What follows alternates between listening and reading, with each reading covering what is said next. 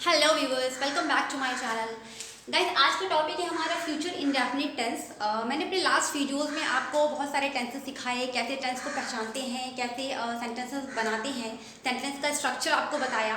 तो आज मैं बात करूंगी गाइस फ्यूचर इंडेफिनिट टेंस की। Future indefinite tense future tense का जो है पहला पार्ट होता है, इसको भविष्यकाल कहते हैं। ओके, फ्यूचर इंडेफिनिट टेंस को पहचानने के लिए गाइस सबसे पहले आपको क्या करना होगा कि कोई भी सेंटेंस अगर आपको दिया हो, ये मैंने आपको लास्ट वीडियो में बताया हुआ है कि टेंस को पहचानते कैसे हैं। ओके, तो फ्यूचर इंडेफिनिट टेंस के लिए गाइस सबसे पहले आपको ये देखना होगा कि अगर कोई भी सेंटेंस दिया हो, अगर लास्ट में आपको गा गी गे अगर आपको दिख रहा है तो वो फ्यूचर इंडेफिनिट टेंस की कैटेगरी में आता है। ओके, जैसे हम बात करें फॉर एग्जाम्पल, वह मुझे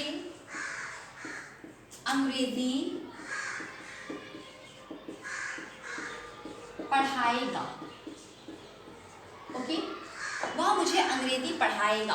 अब यहाँ पे लास्ट में देखिए गाइस, यहाँ पे गा गी गे दिख रहा है, यहाँ पे गा दिख रहा है। ओके, तो आप इसको बनाने का क्या तरीका होगा, सबसे पहले आप ये देखिएगा कि ये जो सेंटेंस लिखा हुआ है मैंने, वो अफर्मेटिव सेंटेंस है।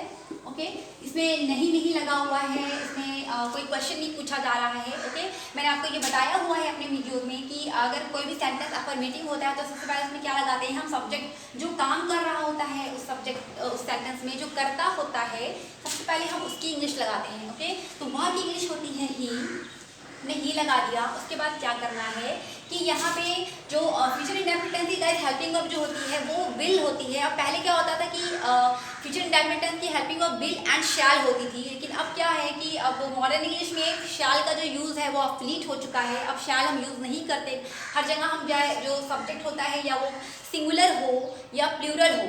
ओके, सिंगुलर सब्जेक्ट के लिए भी हम विल का यूज़ करते हैं एंड प्लूरल सब्जेक्ट के लिए भी हम विल का यूज़ करते हैं। पहले शैल हम आई और बी के साथ यूज़ करते थे, लेकिन अब क्या करते हैं कि आई और बी के साथ भी हम विल का यूज़ करते हैं। ओके, वह मुझे अंग्रेजी पढ़ाएगा। अभी हम बात करेंगे, यहाँ पे सब्जेक्ट है, सब्जेक्ट लिख लिया। उसके बाद हम यहाँ पे जो इसकी हेल्पिंग वर्ब होगी विल लगाएंगे। उसके बाद यहाँ पे विल लगाने के बाद थर्ड नंबर पे आता है मेन वर्ब। मेन वर्ब क्या है, पढ़ाना। ओके, पढ़ाने की इंग्लिश होती है टीच। वर्ब का यहाँ फर्स्ट फॉर्म लगाते हैं हम, ये भी याद रखिएगा। ओके, वह मुझे अंग्रेजी पढ़ाएगा, ही विल टीच मी, मुझे इंग्लिश। ओके, ये हो गया वह मुझे अंग्रेजी पढ़ाएगा। ये अफर्मेटिव सेंटेंस का रूल है। अगर इसमें अगर आपको नेगेटिव सेंटेंस बनाना हो गया, वह मुझे अंग्रेजी नहीं पढ़ाएगा,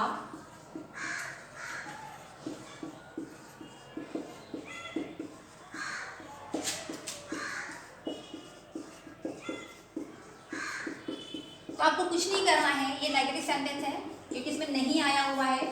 आपको इसमें क्या करना है, सबसे पहले सब्जेक्ट है, सब्जेक्ट का यूज़ करेंगे आप। उसके बाद जो इसमें ऑक्सिलरी वर्ब जो हेल्पिंग वर्ब है वो लगाना है आपको, विल।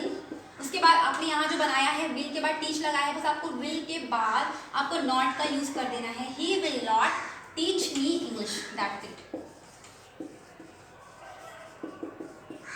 गाइस, ये फ्यूचर इंडेफिनिट टेंस बहुत इजी है और सारे टेंस के कंपैरिजन में, क्योंकि इसमें हेल्पिंग वर्ब जो है एक है, इसमें कोई वर्ब का फॉर्म नहीं लगाना है आपको, वर्ब का फर्स्ट फॉर्म ही रहेगा और इसमें सिर्फ विल का यूज आपको करना है और कुछ नहीं सोचना है। बस आपको जो सेंटेंस का जो स्ट्रक्चर होता है, सबसे पहले सब्जेक्ट लगाते हैं, फिर हेल्पिंग वर्ब का यूज करते हैं, फिर वो मेन वर्ब लगाते हैं, उसके बाद ऑब्जेक्ट जो है होता है वो उसको यूज करते हैं। सेम इसमें भी यही जो है कि रूल फॉलो करेंगे हम। वह मुझे अंग्रेजी नहीं पढ़ाएगा, he will not teach me English. अगर हम बात करते हैं इंटेरोगेटिव सेंटेंस की, तो ये भी मैंने आपको बताया हुआ है लास्ट वीडियो में कि इंटेरोगेटिव सेंटेंस गाइस दो तरह के होते हैं। एक तो ऐसा होता है जो क्या से स्टार्ट होता है। ओके, अगर मैं यहाँ पे क्या लगा दूँ तो ये जो सेंटेंस है वो बन जाएगा इंटेरोगेटिव सेंटेंस।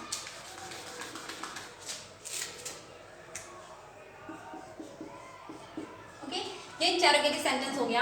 या तो क्या लगा के, अगर स्टार्टिंग में क्या लगाते हैं तभी आपको इंटेरोगेटिव होता है, या फिर बीच में क्या क्यों कहाँ कैसे आ जाता है तो भी वो इंटेरोगेटिव होता है। लेकिन इस इंटेरोगेटिव में क्या करना है, क्या से सेंटेंस स्टार्ट होता है तो आपको क्या करना है, जो सेंटेंस की जो हेल्पिंग वर्ब होती है वो हमें सबसे पहले लिखना होता है। ओके, तो इसकी हेल्पिंग वर्ब क्या है, विल है। विल हमें उठा करके बस पहले लगा देना है, will he teach me English.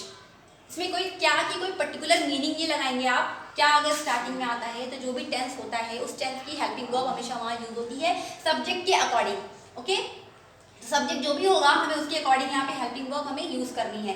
अब हम बात करेंगे, अगर हमने इसका इंटरोगेटिव किसका नेगेटिव बनाया, क्या वह मुझे अंग्रेजी नहीं पढ़ाएगा। तो अब इसमें भी आपको सिंपली वही करना है। क्या क्या यहाँ स्टार्टिंग में आया है तो आपको इसमें भी जो है हेल्पिंग वर्ब जो है उठा करके पहले कर देना है। विल ही नॉट, यहाँ पे नहीं लगा हुआ है तो यहाँ पे हमें नॉट भी लगाना होगा। Will he not teach me English. Okay, will he not teach me English, ये हमारा हो गया इंटरोगेटिव का ये पहला वाला। अब हम बात करते हैं, अगर हमने यहाँ बोल दिया कि वह मुझे अंग्रेजी कहाँ पढ़ाएगा। ओके, ये भी इंटरोगेटिव था, ये भी इंटरोगेटिव है। अब यहाँ पे जो है आपको कहाँ दिख रहा है, ये भी क्वेश्चन है, यहाँ भी क्वेश्चन पूछा जा रहा है, वह मुझे अंग्रेजी कहाँ पढ़ाएगा। गाइस किसी भी सेंटेंस में अगर आपको क्वेश्चन वर्ड दिख रहा है, क्या, क्यों, कहाँ, कैसे, बीच में दिख रहा है अगर आपको, तो सबसे पहले आप क्या करेंगे, उसकी हेल्प, उसकी जो मीनिंग होती है ना, सबसे पहले वो हमें लगानी है। तो कहाँ है, कहाँ की मीनिंग क्या होती है, वेयर। अगर यहाँ वाई, क्यों होता तो आप वाई लगाते। ओके, अगर कैसे होता तो आप हाउ लगाते।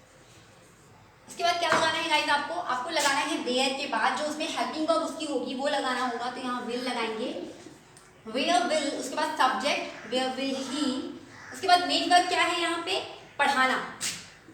तो वेयर विल ही टीच मुझे, मी एंड इंग्लिश।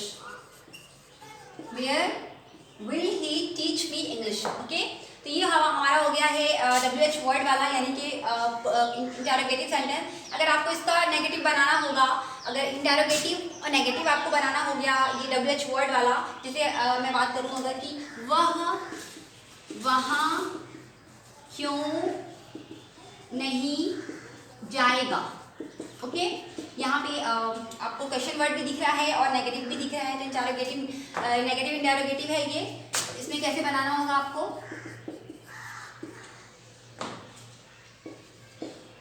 वहाँ क्यों नहीं जाएगा। सबसे पहले मैंने आपको भी बताया है कि कोई भी सेंटेंस में अगर आपको क्वेश्चन वर्ड दिख रहा है, सबसे पहले आपको उसकी मीनिंग लगानी है। आपको यहाँ लगाना है वाई, क्योंकि इंग्लिश होती है वाई। उसके बाद आपको, जैसे मैंने यहाँ पे वेयर लगाने के बाद हेल्पिंग वर्ब का यूज़ किया है, तो यहाँ पे आपको वाई लगाने के बाद हेल्पिंग वर्ब का यूज़ करना है, वाई विल। उसके बाद ही, लेकिन सेम स्ट्रक्चर है गाइस, वैसे ही आपको फॉलो करना है जैसे मैंने आपको ये बताया हुआ है, वैसे ही आपको बिल्कुल बनाना है। वेयर WH वर्ड के बाद हेल्पिंग वर्ब लगाएंगे, फिर सब्जेक्ट लगाएंगे, फिर उसके बाद यहाँ नॉट है तो नॉट भी लगाना होगा।